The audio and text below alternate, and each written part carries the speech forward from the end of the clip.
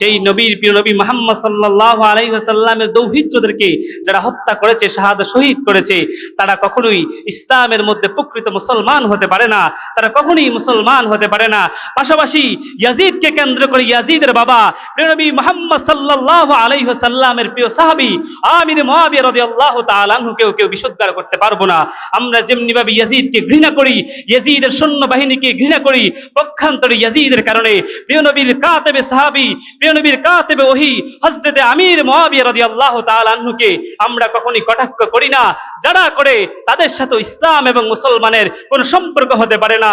প্রিয় নবীর আদনা থেকে আদনা একজন সাহাবীর কখনোই কোনো মুসলমানের পক্ষে তাদের সমালোচনা করা, তাদের বদনাম করা, তাদের দোষ ধরা কোন মুসলমানের পক্ষে এটা ঈমানি দাবি হতে পারে না। ঈমানি দাবি হলো আমরা ইয়াজিদকে যেভাবে ঘৃণা করি, পক্ষান্তরে ইয়াজিদের পিতা আল্লাহর হাবিবের প্রিয় সাহাবী আমির মুআবিয়া রাদিয়াল্লাহু তাআলা আনহুকেও আমরা ভালোবাসি।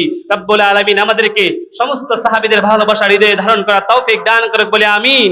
আহলে বাইতের ঈমান এবং ভালোবাসা আমাদের হৃদয়ে ধারণ করার তৌফিক দান করুক আমিন। পক্ষান্তরে ইয়াজিদ এবং তাদের পক্ষে যারা মমতা দেখায় তাদেরকে ঘৃণা করে প্রত্যাখ্যান করার তৌফিক রব্বুল আলামিন আমাদেরকে দান করুক বলে আমিন। ওয়া আখিরু দাওয়ানা আলহামদুলিল্লাহ।